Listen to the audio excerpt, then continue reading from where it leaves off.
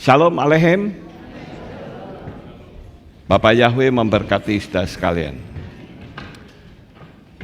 Pagi ini saudara-saudara saya akan menyampaikan satu materi yang saya beri tema kontroversi atau sesuatu yang seolah-olah bertentangan. Namun sebelumnya saya akan memberikan kesempatan, yaitu saudara Nani akan memberikan kesaksian. Kami persilahkan.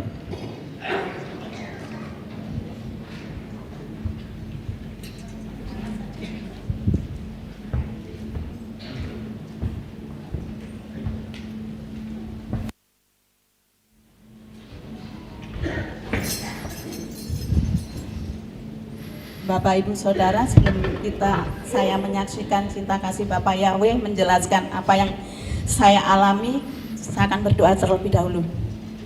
Bapak Yahweh, kami bersyukur karena kasih-Mu, kemurahan-Mu, kami boleh menjadi anak-Mu yang Kau pilih Bapa. Terima kasih Bapa, terpujilah nama-Mu, dan apa yang mempelai-Mu sampaikan, biarlah Tuhan menguatkan anak-anak-Mu di tempat ini dan juga semakin imannya kuat di dalam Engkau.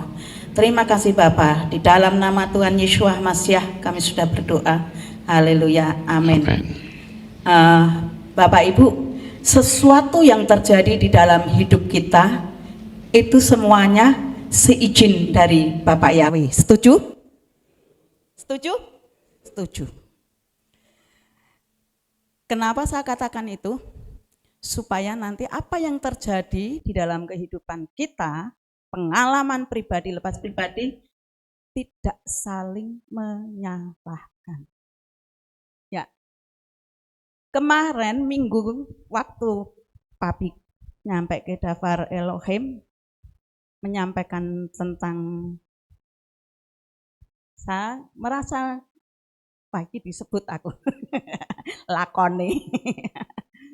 Ya, ada jemaat yang buat kaos Yeshua Masiah, Yeshua nolak.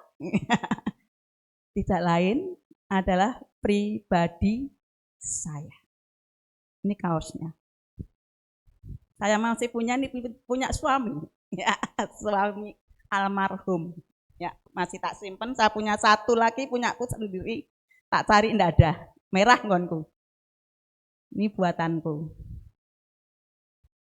Ya.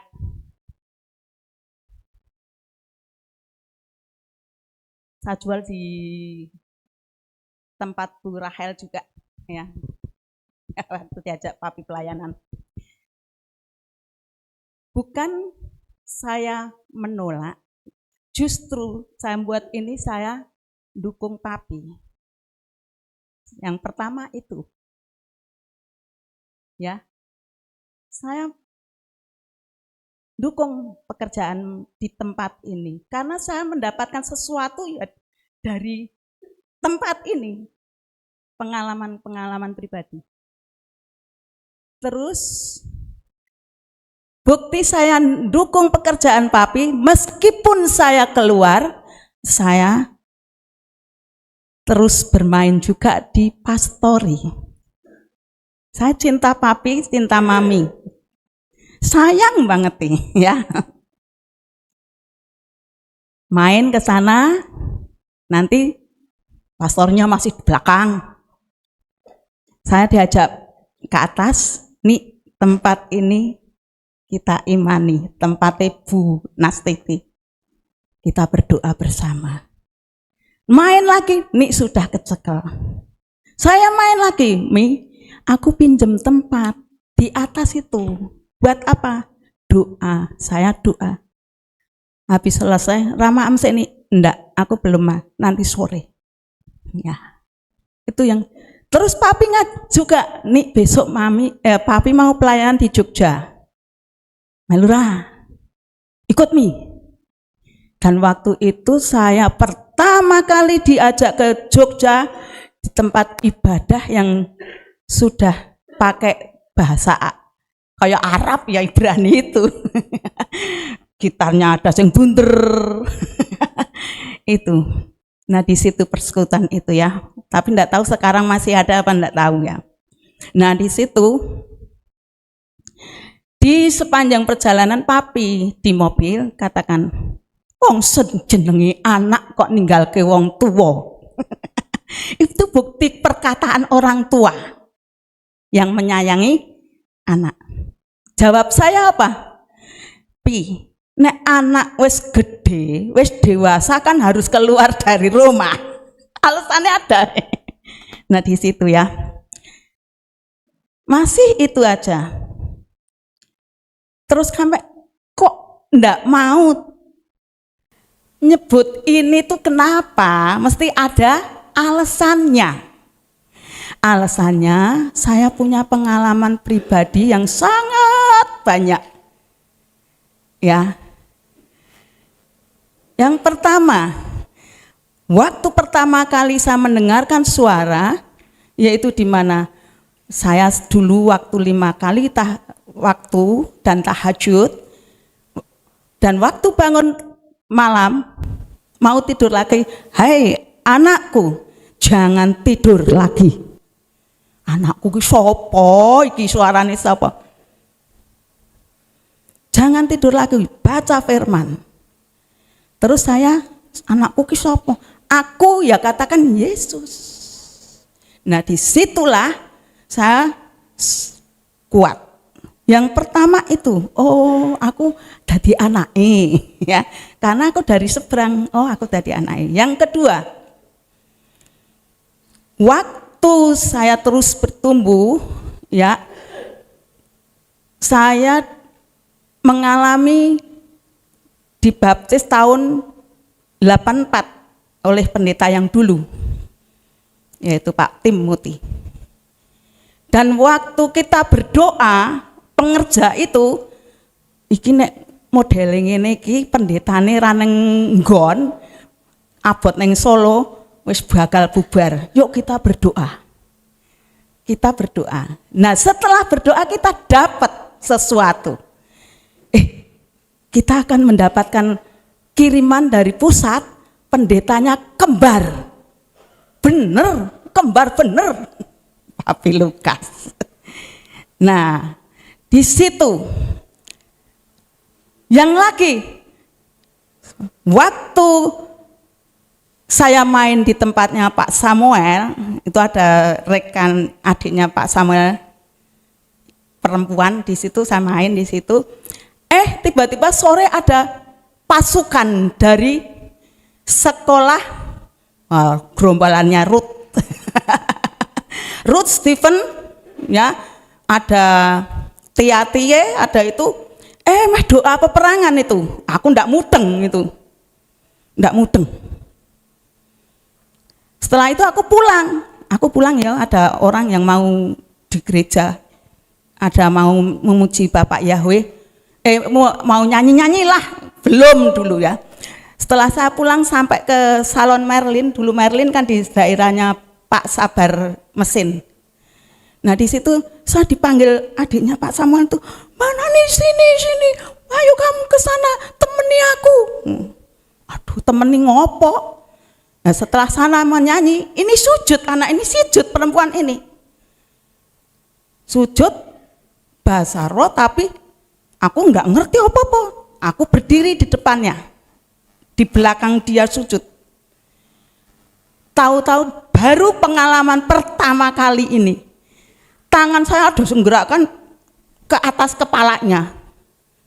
Udah di situ dia jerit panas, panas, panas. Bingung, saya enggak pernah kok. Dan di situ ada pengerja di samping teras, ada pengerja Pak Timothy, ya pendeta yang di situ, tapi dengar masuk ngintip-ngintip, tolong panggilkan yang di sana, yang di sana. Nah, larilah ada Pak pengerjanya Pak Bambang, Pak Silas, Stephen, lari di situ, kejar-kejaran, ditengking itu orang itu tengking. Nah, di situ setan itu ngomong loh, aku pergi, tapi aku akan Nah, ya. Dan ada sesuatu yang diucapkan, ya, ini boleh dibukakan enggak Pak? Saya kan ada, boleh? Enggak apa-apa. Aku akan menjatuhkan setiap pelayan-pelayan di tempat ini melalui, ngeri loh ini, perjinahan. Aduh, ini beban saya. Setelah itu saya pun keluar dari sini, saya ingatkan Papi. Pi, ingat apanya tuh nganunya setan. Ya nih. Nah disitulah. Nah di situ pengalaman-pengalaman itu yang membentuk saya belum bisa panggil itu. Bukan saya enggak terima, saya terima tapi saya ajarkan. Dan ketahui, sampai bukan hanya segitu aja. Setelah pindah dari sini, dari sana sini, saya tuh dikasih tahu jemaat.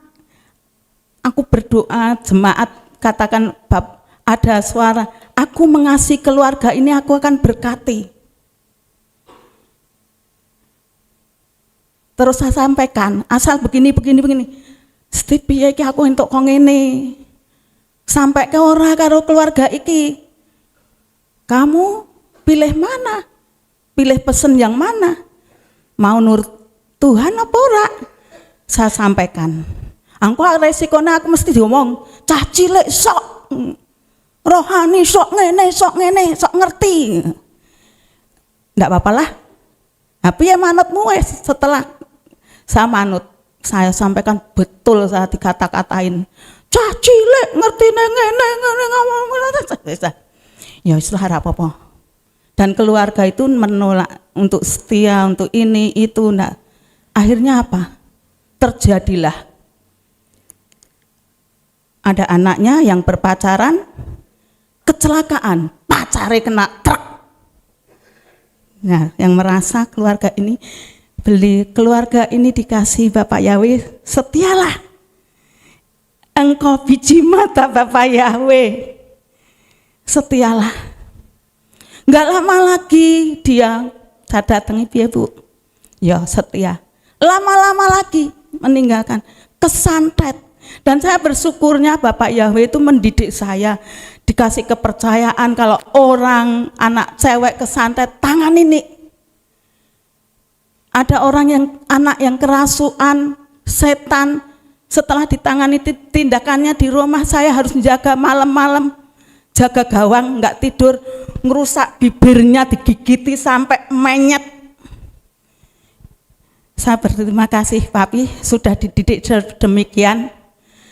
Saya mengasihi Papi, dan sampai saat ini kalau saya bisa terima itu bukan suatu yang asal-asalan, tapi ternyata setelah saya terus belajar, terus terima, terus saya pelajari, terus saya pahami, angka itu yang membuat saya semakin kuat.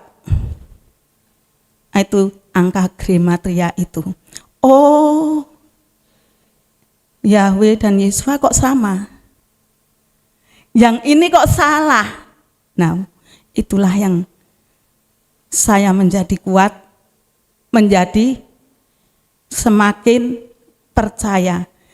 Dan saya sempat telepon Papi, WA, saya Nani cuma fokus untuk mempersiapkan untuk pulang.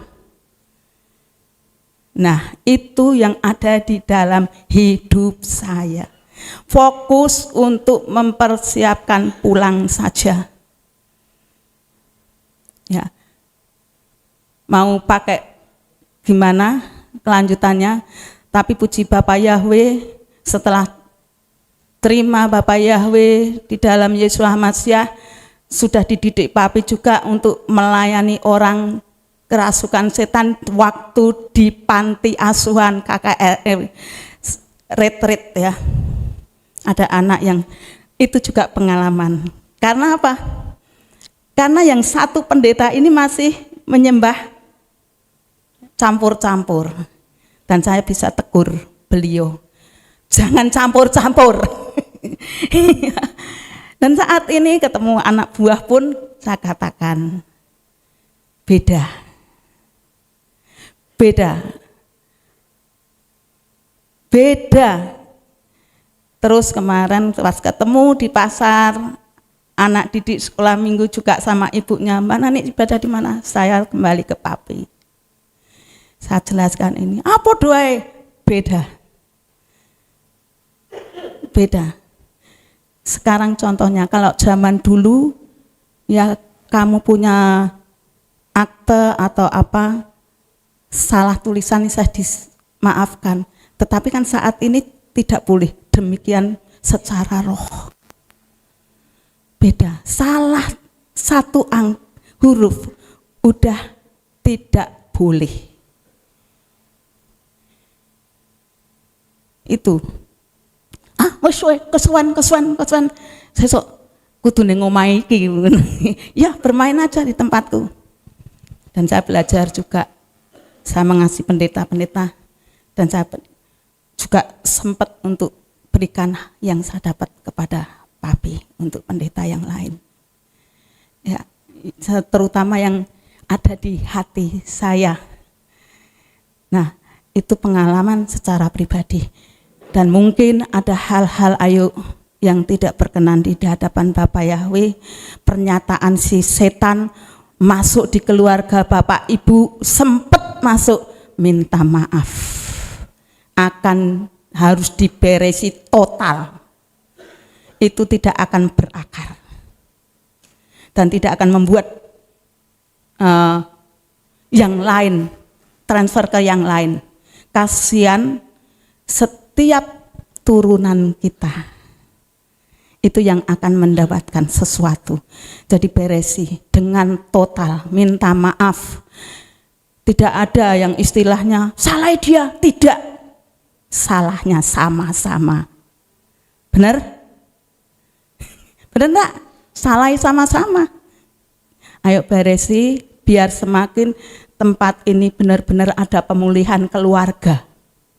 Ya, keluarga Bapak Ibu kalau merasakan, oh aku kok ternyata aku ada di dalam pernyataan si setan di tempat ini, beresi. Secara pribadi itu saja yang saya sampaikan, dan saya bersyukur semuanya untuk kemuliaan Bapak Yahweh, karena Bapak Yahweh tetap pilih saya untuk Andi, anaknya dan mempelainya. Amin. Ya, terima kasih.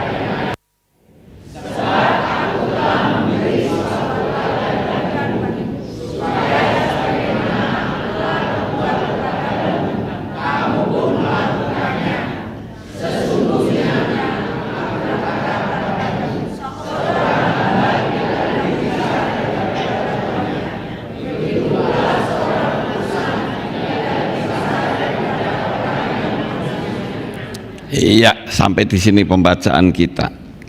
Saudara lihat di situ dalam ayat yang kita baca itu ada kontroversi di dalamnya. Saudara perhatikan yang saya garisi kuning. Ya. Di satu sisi Yesua mengatakan bahwa aku Tuhan. Tapi di sisi lain dia ngomong apa? Utusan. Asing bener sing di. Yang betul itu yang mana? Saya perlu kasih penjelasan sebab melalui ayat-ayat inilah sudah banyak orang-orang Nasrani, bukan Nasrani ya, khususnya orang Katolik yang meninggalkan Tuhan karena tidak dikasih penerangan. Iya ya, untuk apa saya menyembah Yesus katanya? Nah itu nama itu saja salah, itu kan nama Yunani saudara. Maka saya perlu terangkan bahwa Yesua itu hanya utusan, dia bukan Tuhan. Yuk kita pindah aja yuk, begitu saudara. Buat apa kita lanjutin menyembah Yesua? Nggak ada manusia kok disembah katanya ya. Nah saya akan terangkan.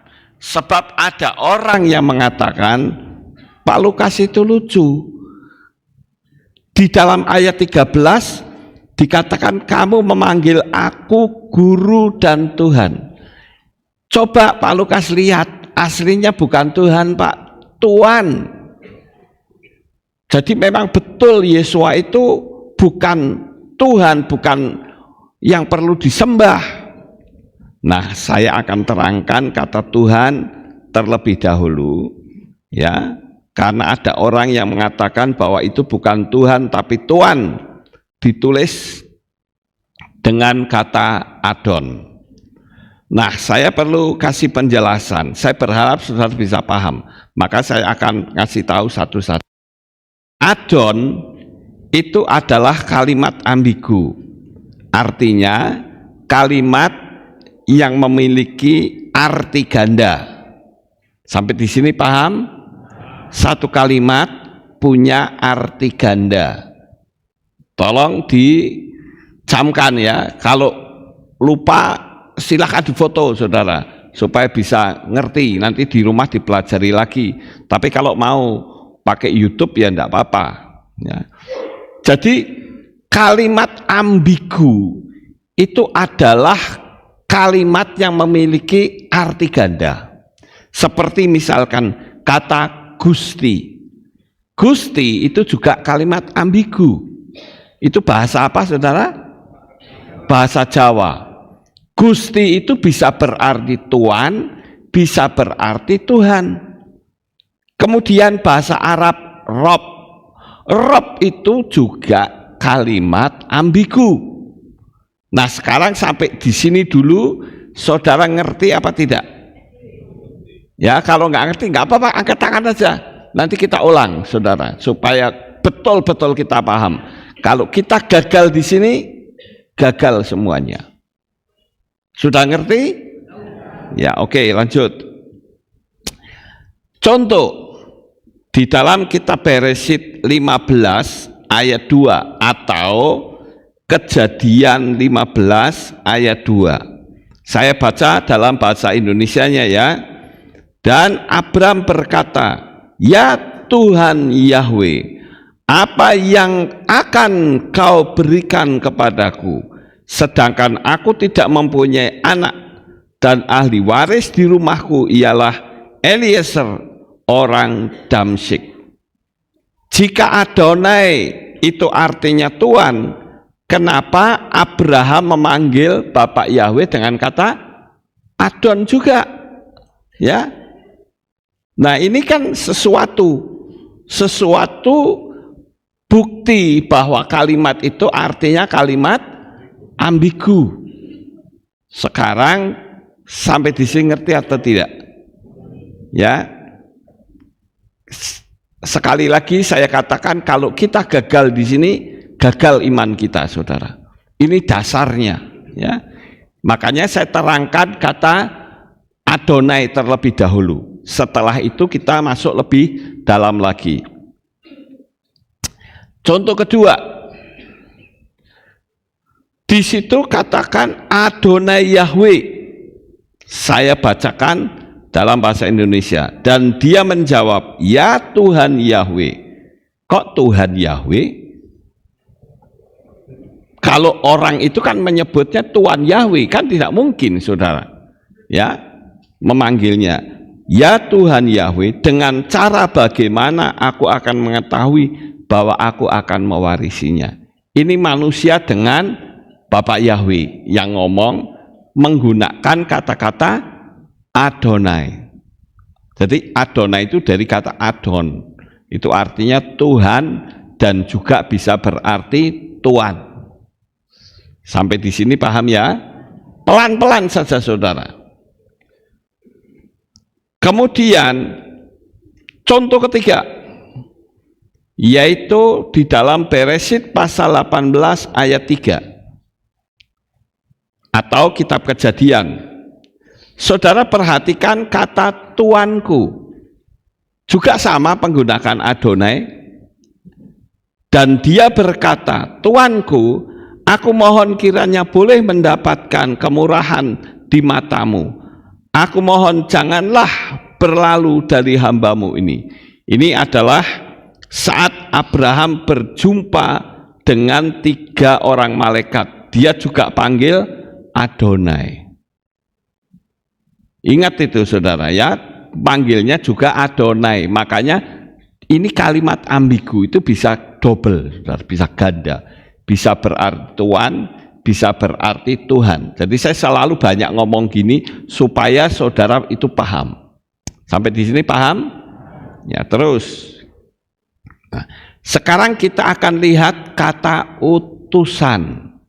Ya, sesungguh-sungguhnya aku berkata kepadamu, seorang hamba tidak lebih besar dari tuannya. Begitu pula seorang utusan tidak lebih besar daripada orang yang mengutusnya. Kalau kita bahasnya utusan, sampai dunia kiamat nggak akan ketemu, saudara.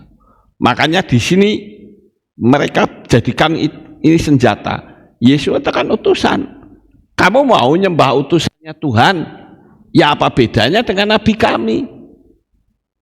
Kan sama. Ya sama kalau Anda membahasnya utusan. Nah, bagaimana caranya supaya kita bisa menemukan bahwa Yesua itu adalah betul-betul Tuhan. Yesua itu adalah Bapak Yahweh sendiri. Jadi saudara perlu ketahui bahwa sesembahan kita itu bernama Yahweh, saudara. Kalau orang Kristen pada umumnya ngomong Allah, Allah kuwi sapa? Allah itu adalah sesembahannya suku Quraisy sekitar 600 tahun sebelum Islam datang. Jadi kalau Islam itu cuma ngutip dari sesembahannya suku Quraisy karena dikatakan itu Muhammad berasal dari suku Quraisy. Orang Kristen juga begitu, saudara. Kalau saya ngomong Bapak Yahweh, dia ngomongnya apa? Wah, orang Kristen Arab saja pakai nama Allah. Loh, kita itu kiblatnya ke orang Kristen apa kitab suci? Kalau kita kiblatnya ke kitab suci, ya sudah, kitab sucinya. Jangan kita berpegang kepada yang di luar kitab suci. Sampai di sini paham, saudara? Ya. Kalau kita mendapat penerangan dari awal, kita akan mengatakan Yesua itu, kalau kita tidak mendapat penerangan dari awal, kita akan mengatakan bahwa Yesua itu hanya utusan, bukan Tuhan. Lalu untuk apa kita menyembah Tuhan Yesua? Sehingga banyak yang murtad dan tinggalkan Yesua. Bahkan dengan sombongnya dia mengolok-olok Yesua, yang sudah mencurahkan darahnya yang suci. Jadi dengan kata lain, dia menolak keselamatan. Nah sekarang secara konkretnya itu seperti ini, saudara. Kita harus ngerti dulu dari awal, pasti paham. Ya, kita mulai. Kita harus ngerti dulu sesembahan kita itu asalnya dari mana, saudara. Artinya kepercayaan kita itu dari mana? Dari India atau dari Cina atau dari Arab atau dari Yunani, dari mana? Dari Israel. Ngerti dulu ini. Nah kalau Israel, diubek-ubek di Israelnya.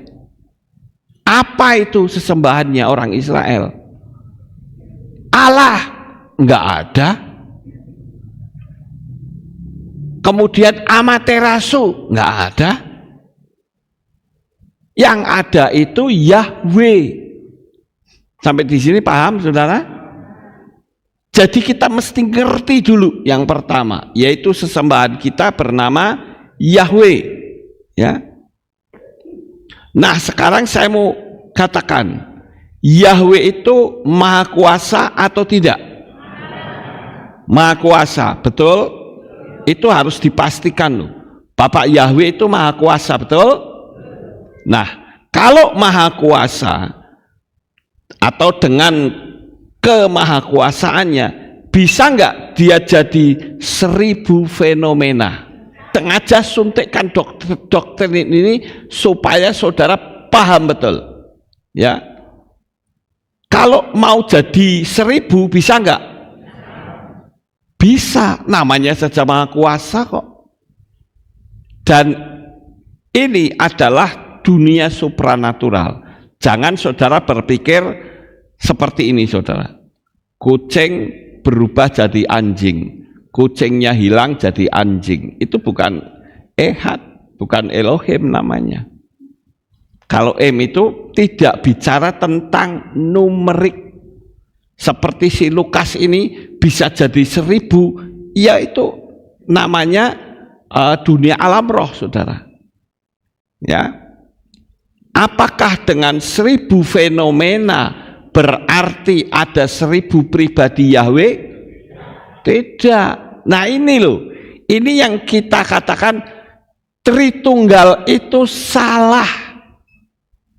Tritunggal itu bikinannya Tertullianus. Saya nggak peduli loh, saudara, apakah dia bapak gereja atau ibu gereja atau nenek gereja, nggak peduli saya. Ya, yang salah harus tetap katakan salah. Dia mengatakan 3 pribadi menjadi satu, namanya Tritunggal. Salah. Tidak pernah ada teologi Ibrani Tritunggal, nggak ada, saudara. Nah sekarang kita buktikan dengan saya seringkali mengilustrasikan Sun Gokong. Kalau Sun Gokong itu dikeroyok orang 50, dia bisa mengubah diri menjadi 50 orang. Apakah Sun Gokong itu menjadi 50 pribadi? Tidak, pribadinya tetap sama. Paham, saudara? Makanya Yahweh disebut Yahweh Ehad. Ehad itu Esa. Ehad itu satu, saudara. Jadi istilah Tuhan yang Maha Esa itu jane salah. Tuhan kok Maha Satu? Nggak ada. Tuhan satu ya satu sudah. Nggak usah dimaha-mahakan. Lanjut. Nah, ini Bapak Yahweh, ya, yang sebelah sana Bapak Yahweh, dia bisa berubah menjadi tiang awan dan tiang api. Dia juga bisa berubah menjadi punggung tangan. Dia bisa jadi sosok manusia yang menyelamatkan Hananya, Misael dan Azaria. Dia juga bisa menjadi bayi, dia juga bisa menjadi merpati. Lawang maha kuasa kok, betul enggak, saudara? Kalau maha kuasa sakarep-karepe dhewe, ya. Saudara harus ngerti konsep ini, ya. Kalau sampai konsep ini tidak ngerti, saudara sudah gagal total di dalam mengikut Tuhan. Gampang sekali dimurtadkan. Tapi kalau kita paham akan hal ini, sulit saudara dimurtadkan orang. Ya, makanya saya bolak-balik ngomong, coba dengan kepinteranmu, profesor sekalipun, murtadkan saya. Nggak akan bisa, saudara. Karena kita sudah punya pegangan, yaitu teologia yang benar. Ya, itu kan sudah ada ayat-ayatnya, saudara. Semua sudah ada ayat-ayatnya. Jadi Yahweh itu adalah satu, tapi dia bisa berubah wujud jadi apapun juga. Lawang setan saja bisa berubah wujud kok. Masa Bapak Yahweh nggak bisa? Ngerti saudara? Ya, sampai di sini saudara paham atau tidak? Paham. Saya akan teruskan, saudara. Nah, Yesua itu adalah Yahweh sendiri. Ya, tadi kan saya sudah mengatakan. Nah ini, ya, itu kan ada bayi Yesua, saudara. Ya, jadi Bapak Yahweh itu menjadi manusia, tapi secara natural, secara alamiah, harus lahir dari seorang perempuan, harus sama seperti manusia. Cuman benihnya adalah benih Bapak Yahweh sendiri, yaitu Roh Kudus, saudara. Roh Kudus itu juga Yahweh. Ya, saya rasa saya menerangkan tidak kecepatan atau tidak? Tidak ya, oke. Nah, Yesua mau disebut apapun, kita jangan bingung, karena dia adalah Yahweh yang menjadi manusia. Tapi kalau kita bahas tentang penyebutannya pasti akan bingung sendiri. Ada yang mengatakan, oh Yesua itu hanya putra, oh Yesua itu hanya utusan, oh Yesua itu firman yang jadi daging, oh Yesua itu umat. Mau disebut apapun masa bodoh. Bagi saya mau disebut anak manusia boleh, mau disebut utusan boleh, pokoknya mau disebut apapun silahkan. Pada prinsipnya Yesua itu adalah Yahweh yang menjadi manusia. Kita ambil contoh, pada waktu Yesua disalib, Pontius Pilatus menulis di salib itu, di prasasti di salib, Yesua Hanasit wa meleh Hayehudim. Kalau diambil huruf depannya saja jadi YHWH. Terus ada orang yang mengatakan sama saya, masa Pak Lukas ngawur, nggak ada wa meleh katanya. Saya bilang, kamu tolong belajarnya yang benar ya, jangan asal jeplak gitu. Kalau ditulis dua meleh, dia bilang enggak ada wa meleh, adanya meleh. Bener, meleh itu artinya raja. Wa meleh itu kalimat hakibur. Ya, di dalam tata bahasa Ibrani itu ada namanya hakibur. Kalau dalam bahasa Inggris itu to be, saudara. To be itu M-S-A, itu to be. Ya, jadi seperti itu, saudara. Jadi Yesua Hanasrit wa meleh Hayehudim diambil huruf depannya saja jadi YHWH. Nah itu sebabnya yang disalib itu adalah Yahweh, jelas. Dan dia sendiri mengatakan, kamu akan mati dalam dosamu kalau kamu tidak percaya bahwa aku, Yesua, adalah dia. Nah dianya itu siapa? Dialah adalah Yahweh. Sampai di sini paham? Ya. Ada orang yang menghina kepercayaan kita, ya, yang mengatakan Tuhan kok lahir dari selangkangan perempuan? Mana ada? Ya. Menjadi manusia secara alamiah, ya, Tapi bedanya, nah ini yang dia nggak ngerti, bedanya itu adalah benih, dia bukan dari benih Maria dan Yusuf. Ya. Hanya Tuhan pinjem rahimnya Maria saja, pinjem perut istilahnya. Sampai di sini paham saudara? Ya. Jadi orang mengolok-olok berkata, wong Tuhan kok lahirnya dari selangkangan perempuan. Lah saya bilang emangnya yang disebut Tuhan itu kan lahir dari punggung perempuan? Ya tidak. Ya harus lahir secara normal seperti perempuan. Ya. Nama juga manusia. Dia itu mewakili kita semua karena darah manusia tidak bisa menyelamatkan manusia karena sudah ada benih dosa dari dosa Adam. Istilahnya saudara, Yesua itu DPR-nya kira-kira, wakil rakyat. Ngerti saudara? Jadi daripada rakyat gembruduk, wis diwakil ke aku wae. Ngerti enggak? Itu namanya DPR, saudara. Sama seperti Yesua, manusia di dunia ini, kamu mau menyelamatkan siapa? Darahmu adalah darah orang berdosa, nggak bisa. Jadi karena tidak bisa, maka satu-satunya cara untuk menyelamatkan manusia harus pakai darah yang murni, darah yang suci. Tapi yang suci itu siapa? Kan nggak ada yang suci manusia. Ada, yaitu Yahweh sendiri yang suci. Amin, saudara. Jadi karena Yahweh sendiri yang suci, yang akan diselamatkan manusia, maka dia harus merubah diri jadi manusia.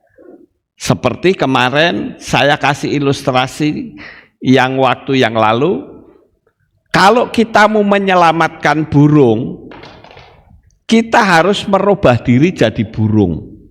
Lalu ngomong, rong burung, mangapo sing ngombo. Ya, kamu mangap ki bahasa Indonesia apa sih? Apa? Buka mulut, ya. Buka mulut yang lebar supaya kayu yang nutup mulutmu itu akan terbuka. Nah, begitu juga dengan Yesua.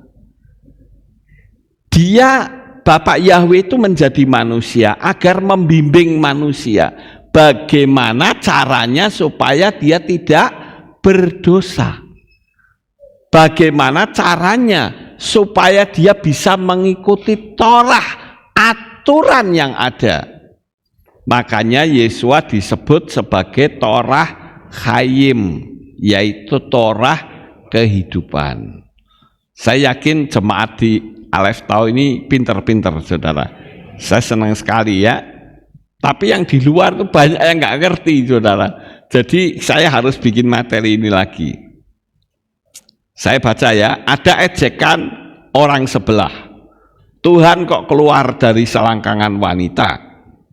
Apakah Tuhan yang jadi manusia itu keluarnya dari punggung Maria baru bisa diakui sebagai Tuhan? Kalau keluarnya dari selangkangan wanita itu bukan Tuhan, Anda tidak melihat sesuatu yang supranatural. Mana ada perawan kok bisa hamil? Anda seharusnya cari tahu benihnya dari siapa? Dari Roh Kudus. Tapi unsurnya kebencian, maka kebenaran ini tertutup bagi mata dan pikiran Anda. Saya pernah ngomong sama orang seberang, saudara. Kamu tuh mikir, masih ada perempuan perawan, kok bisa hamil? Itu kan mujizat benihnya Roh Kudus. Tapi dasar orang benci, dia ngomong, ada tetangga saya perawan pak, kok masih hamil? Ya lain kalau itu saudara, itu pasti dia milih orang. Ngerti nggak? Ya, jadi ngelesnya itu gampang sekali saudara. Jadi kita harus mengerti. Nah, perkataan Yesua yang seolah-olah bertentangan ada lagi. Ya. Coba kita baca Lukas 2 ayat 14. Kita baca bersama-sama. 1, 2, 3. Ngesek saudara, bacanya kurang mantap ya. Saya ingin baca kitab suci itu yang mantap. Karena di rumah kan pasti jarang baca ya. Ya, sekarang karena jarang baca, moco sing banter ya. Ayo baca yang keras dari mulai kemuliaan. 1, 2, 3.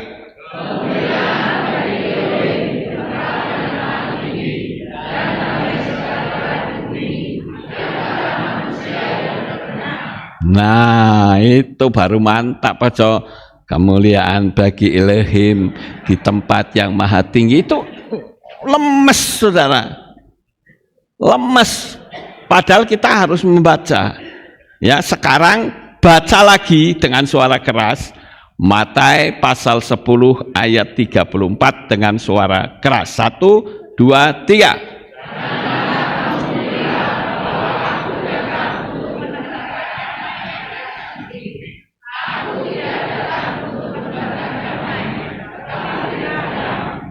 Nah, itu yang namanya kontroversi. Di satu sisi dia ngomong akan datang Raja Damai, ya, Raja Damai. Tapi di sisi lain Yesus sendiri ya yang ngomong aku datang tidak membawa damai. Sing bener sing di, yang betul yang mana, ya. Dua-duanya betul saudara, tapi harus ada penerangan. Ya, penerangannya saya bacakan. Dia mengucapkan tidak datang untuk menebar damai.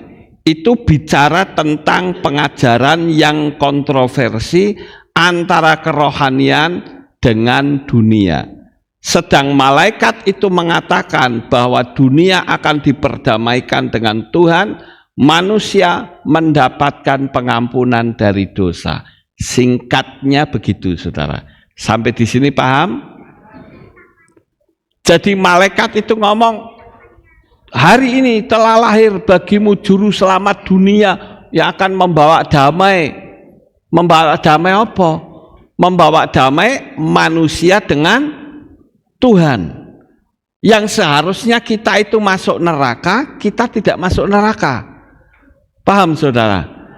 Dan Yesus mengatakan, aku datang tidak membawa damai. Itu bukan damai yang di situ, sama seperti pada waktu ya kemarin kan saya mengatakan kita harus belajar lagu baru. Apakah semuanya bisa terima? Tidak, saudara. Bahkan mungkin netizen pun mengatakan tidak. Tapi bagaimana? Apakah kita akan duduk di level terus, level yang di bawah? Kan tidak, saudara. Kita harus naik. Ya. Dari pernyataan saya minggu yang lalu pagi tentang masalah lagu baru ini saya terangkan lagi ya. Kontroversi yang tentang Yesus itu banyak sekali saudara. Tapi saya akhiri dulu sampai di sini. Sekarang saya mau katakan dari pernyataan saya minggu pagi masalah lagu baru, jangan dinyanyikan karena melanggar prinsip teologi. Ini lagu yang melanggar prinsip teologi. Ya. Pujilah Bapa, pujilah Anak, puji Roh Kudus, ketiga yang esa, Tritunggal lagi. Ngerti nggak saudara? Ini mutlak total tidak boleh dinyanyikan, salah. Ngerti maksudnya saudara? Ya, Bapa, Anak, Roh Kudus, tiganya itu pribadi sudah bicara sama seperti Tertulianus. Terus lagu Natal, I'm dreaming of a white Christmas, ceng ceng ceng, kan gitu. Salah. Lawang kita tidak mengikuti Christmas kok. Ngerti saudara? Kan saya dulu sering nyanyi lagu ini saudara. Ya, I'm dreaming of a white Christmas. Ya, sekarang saya tidak lagi, kecuali barusan. Barusan nggo contoh saudara, buat contoh. Biar kalau nyanyi lagu ini kalau gagah men gitu loh, ya bisa nyanyi lagu Natal, just like the ones I used to know gitu ya. Tapi sekarang total tidak boleh karena itu melanggar prinsip teologiannya. Yesua tidak pernah lahir tanggal 25 Desember. Ya, saudara. Kemudian ada lagi yang salah karena sifatnya umum. Ajarilah kami bahasa cintamu agar kami dekat. Bisa dinyanyikan oleh agama lain tidak? Bisa. Lawang tidak ada nama Tuhannya kok. Ngerti ya saudara? Kalau saya mengatakan kamu mau nyanyi, monggo. Tapi levelmu kan sekarang sudah tinggi. Mosok kita mau nyanyi level bawah terus, ya? Kita harus membedakan antara konsep teologi dengan pengarang lagu sehingga kita tidak terjebak atas ketidaksukaan pribadi atas orang Kristen dengan tanpa dasar teologi. Kita bisa kejebak saudara. Kalau ada orang yang mengatakan Pak Lukas berarti sekarang ini berdosa. Nah, kalau kita ditanya seperti itu, kita bisa tidak ngerti jawabnya saudara. Apakah orang yang menyanyikan lagu Kristen pasti tidak selamat? Nah, kalau ditanya seperti itu, kita jadi bingung. Makanya yang saya kejar ini kan saya ngomong jadi kontroversi saudara. Ngomong minggu lalu dengan minggu sekarang seolah-olah kelihatan berbeda, tapi perlu ada penerangan. Kalau kita sudah levelnya tinggi ya jangan turun, itu loh maksudnya saudara. Bahkan mereka bisa ketutup secara roh untuk terima Yahweh. Kalau lagu-lagunya kita blok, bisa saja berkata lagu saya tidak disukai sama pengagung nama Yahweh. Dia berkata, kalau lagu-lagu Ibrani saja, itu ya sama, mengganti nama Hashem menjadi Yahweh. Lalu apa bedanya? Nah, kita kalah di situ, saudara. Kalau kita mengatakan sing lagu Allah diganti Yahweh, salah. Mereka akan mengatakan, lah apa bedanya dengan Hashem jadi Yahweh? Kan sama saja, kita nggak bisa bicara. Tapi sekali lagi, namun sekalipun saya bilang seperti ini, bukan berarti harus kembali pakai lagu lama yang sesembahannya suku Quraisy diganti Yahweh, tapi kita harus menyanyi lagu baru tanpa berasal dari sesembahan lama. Ngerti maksudnya saudara? Ya. Jadi ada pertanyaan. Jika orang nyanyi lagu yang mengubah dari nama A menjadi Yahweh, itu selamat tidak? Kalau kita jawab tidak, berarti nama Yahweh tidak menjamin keselamatan, tetapi lagulah yang menggeser keselamatan atas nama Yahweh. Ngerti ya Pak tidak saudara? Di sini perbedaannya sangat tipis sekali. Kalau tanpa penerangan saudara bisa menganggap, wah Pak Lukas mencela-mencela. Ya, minggu yang lalu bilang begitu, minggu sekarang bilang begitu. Tapi sekarang ada penerangannya. Agar supaya kita sebagai orang percaya itu ingat level kita sudah di atas, saudara. Mereka di luaran levelnya masih di situ. Nah, kita harus ngerti, saudara. Katanya mau jadi pelopor. Kalau saudara pengen masuk ke Samayim, pengen masuk Keri atau yang dulu? Loh, pertanyaan ini tolong dijawab. Nek saudara atau masih ngantuk? Nek saudara pengen masuk Samayim atau surga, itu mau masuk duluan atau belakangan? Nah gitu, jawabnya kan mantep. Ojo gerendem, saudara. Ya, nek gerendem ya repot. Yang mantap gitu loh. Oh, sama Tuhan, ya duluan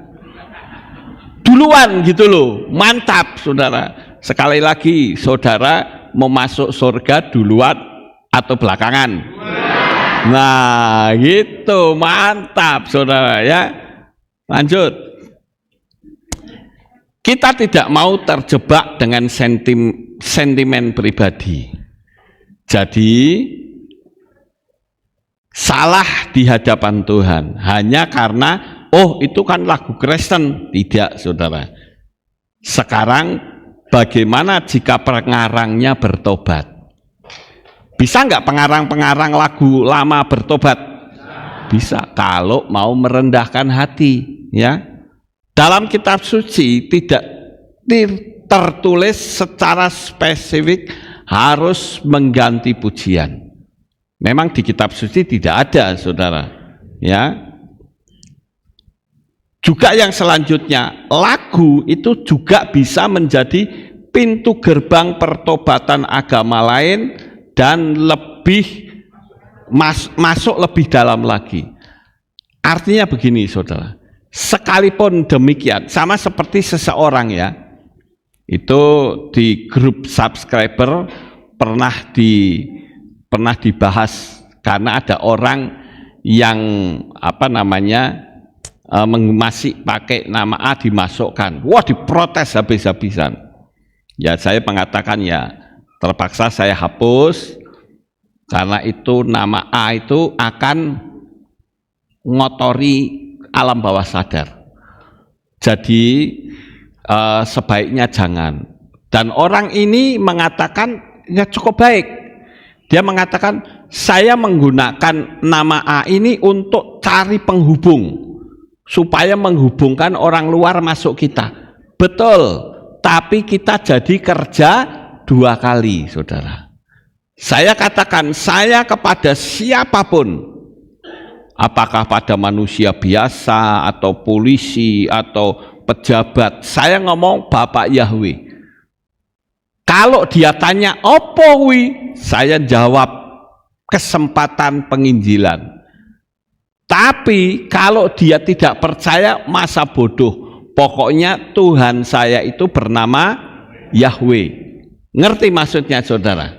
Ya, jadi saya katakan kepada Bapak tersebut, saya katakan, memang Anda dikatakan salah ya, tidak sepenuhnya salah, tapi tolong grup subscriber ini sudah memanggil nama Yahweh dan Yesua.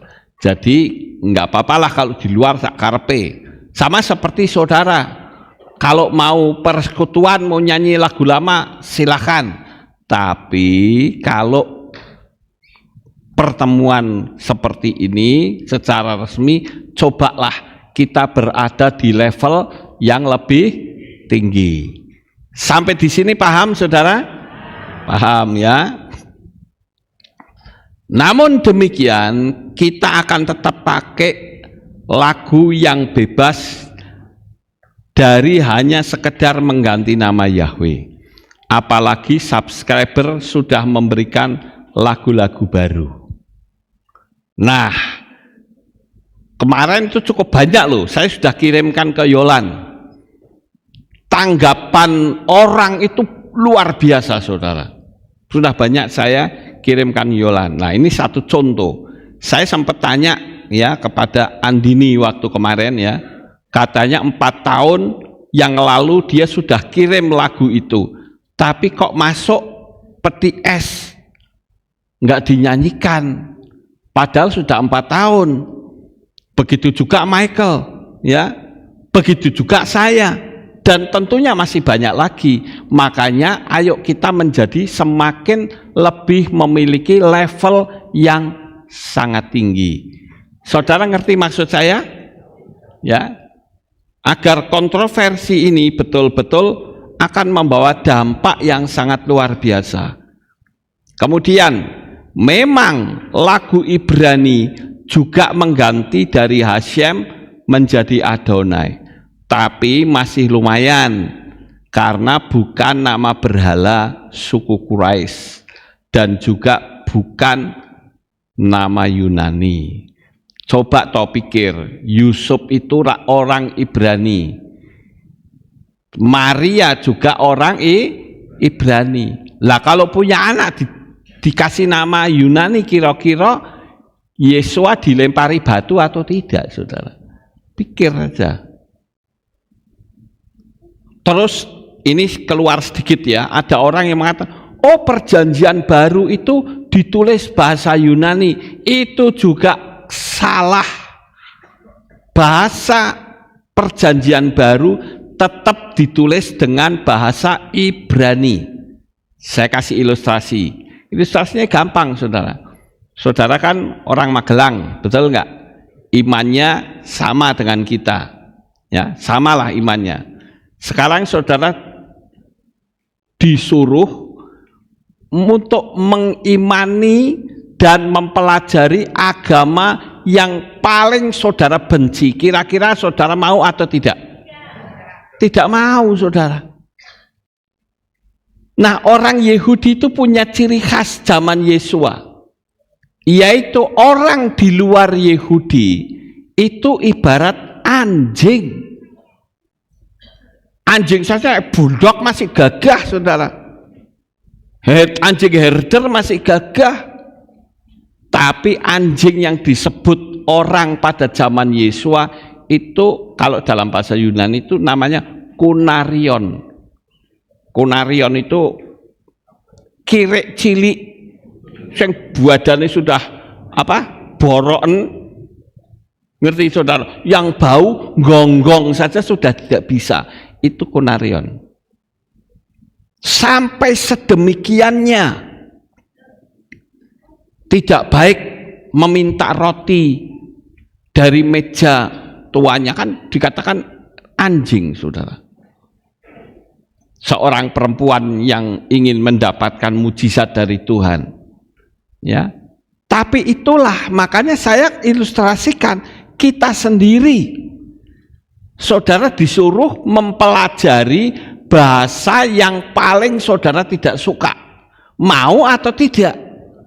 Ya tidak mau, saudara. Sama seperti orang Ibrani, bencinya sama Roma seperti apa, bencinya sama Yunani seperti apa, ya. Mosok suruh mempelajari mau, ya jelas tidak mau. Sampai di sini ngerti, saudara? Paham, ya? Nah, yang mutlak dijalankan kalau sekarang adalah pelayan mimbar harus pakai talit dan kepah. Karena apa? Pelayan mimbar pakai talit dan kepah. Yesua juga pakai talit dan kepah. Waktu dia dipegang seorang perempuan yang sakit pendarahan 12 tahun, yang dipegang sisirnya. Ya, saudara. Orang yang tidak pakai talit itu dasarnya itu ada 3. Saya coba untuk merenungkan. Dasarnya itu 3. Yang pertama, memang belum tahu dan tidak ngerti. Aku orang ngerti talit itu apa, tidak tahu. Bisa, saudara, tidak ngerti. Yang kedua, mau pakai, aku mau, tapi tidak punya. Paham, saudara? Ya. Yang ketiga, sudah mengerti pun ada 2 macam, yang mau cuma di mimbar saja dan mau di dalam keluar dari pelayanan mimbar. Saya ambil contoh seperti saya sendiri. Sekalipun saya tidak khotbah, sekalipun saya tidak naik, tapi kalau jam ibadah umum saya selalu pakai talit. Paham saudara? Karena saya sudah ngerti talit itu memperbaiki aura. Ya. Di salah satu video saya lupa orang yang pakai talit di kamera, pakai kamera Kirlian itu auranya bagus saudara. Tapi begitu talitnya dilepas, auranya gelap biasa gitu. Nggak ada perubahan apa-apa. Ya. Nah, ini yang harus kita pahami saudara. Lain waktu saya akan ajari juga kepada saudara tentang super gen code. Nah saudara kan belum tahu kan super gen code, yaitu genetika super tapi dikodekan. Saudara ngerti? Tapi nanti lain waktu saya akan pelajari dulu sampai matang betul. Ya, sehingga kalau ada yang tanya saya bisa jawab, saya akan bagikan kepada saudara. Yang tidak mungkin di luaran ada yang ngerti, saudara. Super gen code itu levelnya di atas the law of attraction.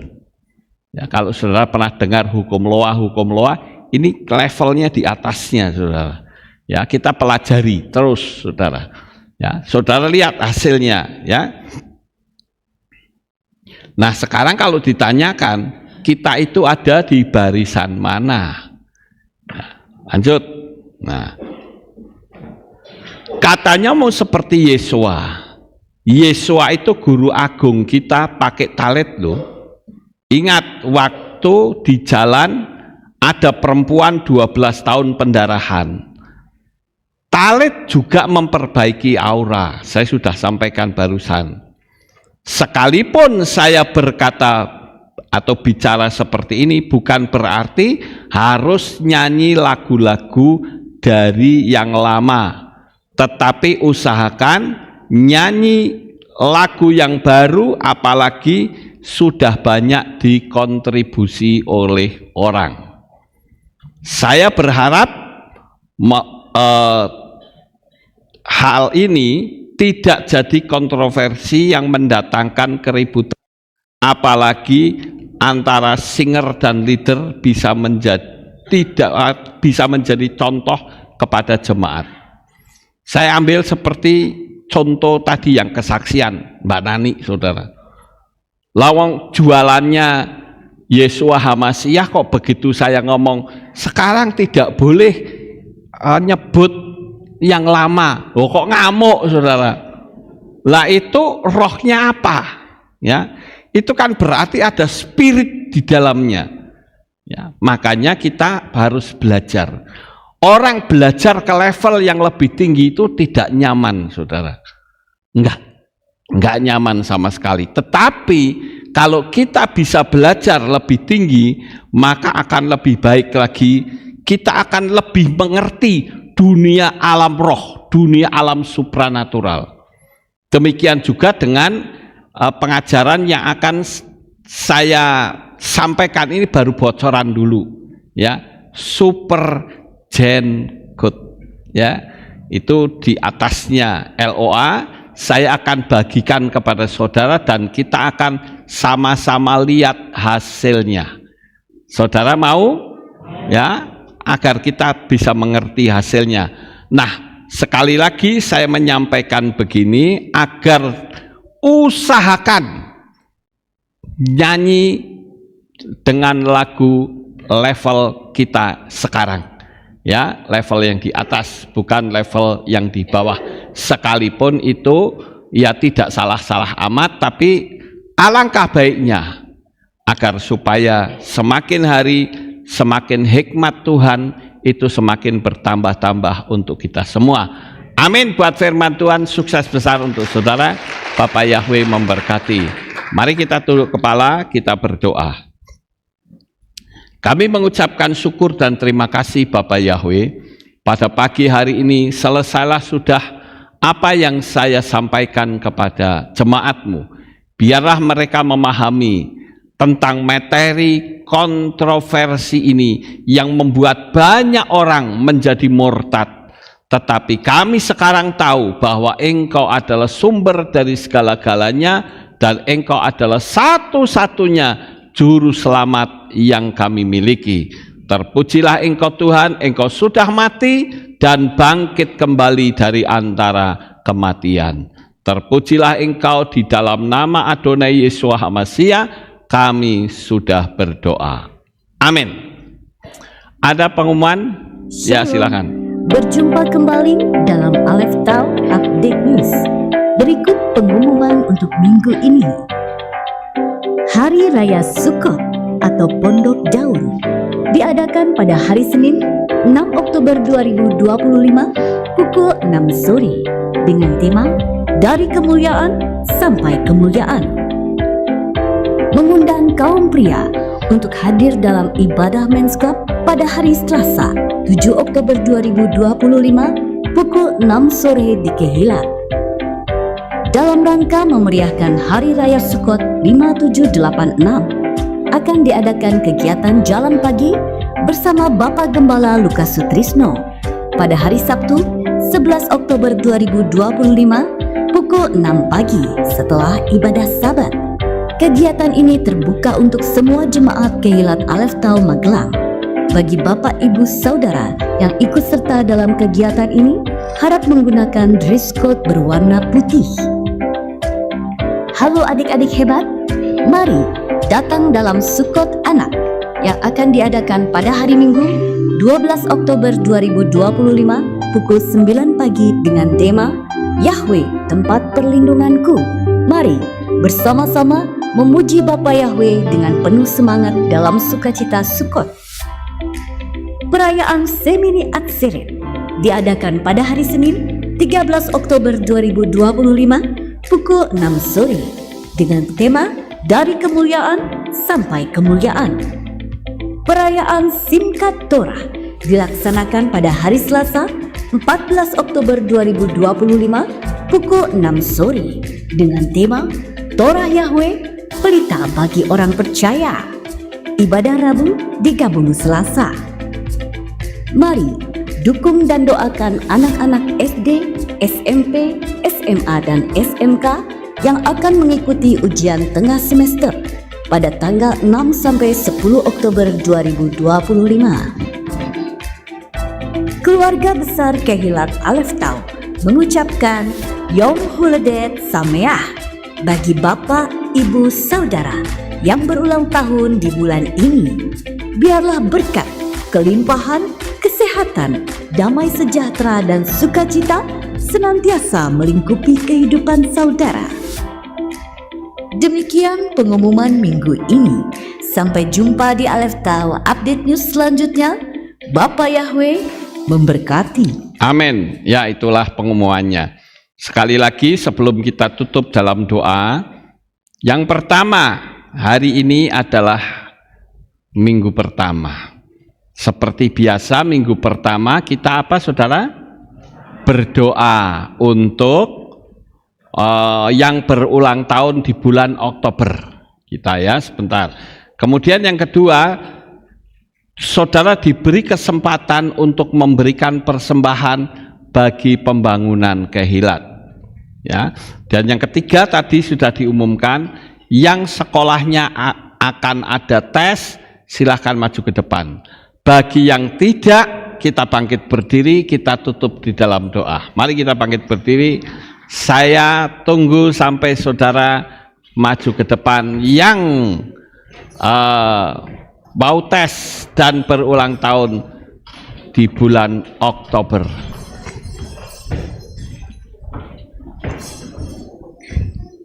Ya, kita berdoa.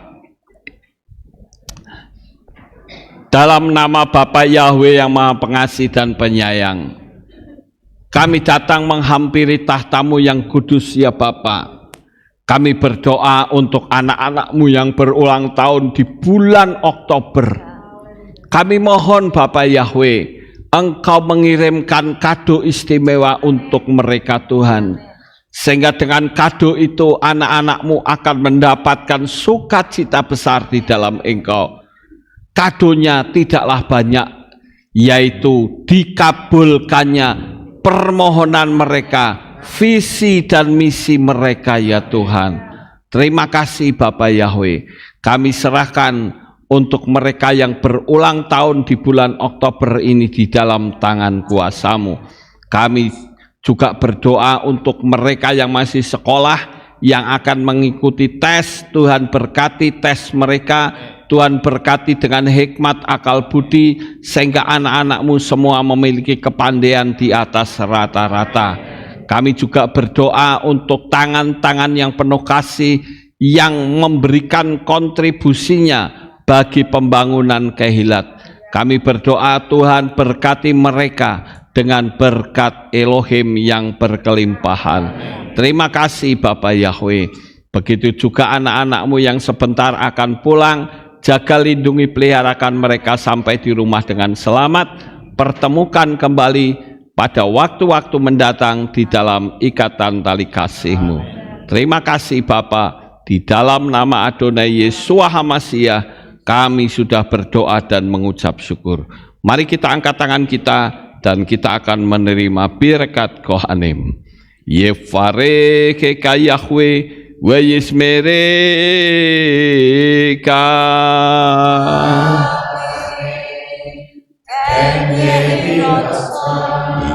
Yair Yahweh panau eleka wikudeka.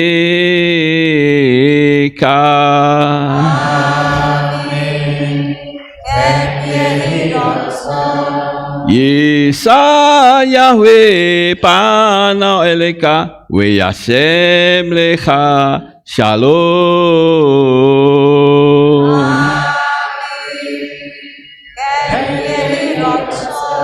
Baruk ata Paer ufaruk ata pesadeh, diberkatilah engkau di kota dan diberkatilah engkau di ladang. Baruk peripit neka ufriat matka ufri fahem teka shikar ala peka wa estorotsoneka. Diberkatilah buah kandunganmu, diberkati hasil bumimu, hasil ternakmu, anak-anak lembu dan anak-anak dombamu. Amin. Baruk tan aka umi syarteka, diberkatilah bakolmu dan tempat adonaimu. Baruk ata boboika ufaruk ata petseteka, diberkatilah engkau pada waktu masuk dan diberkatilah engkau pada waktu keluar. Baruk ata Yahweh Eloheinu meleka olam, besem Yeshua HaMashiach wa Kodes. Kile olam faed, kami sudah berdoa dan mengucap syukur. Amin.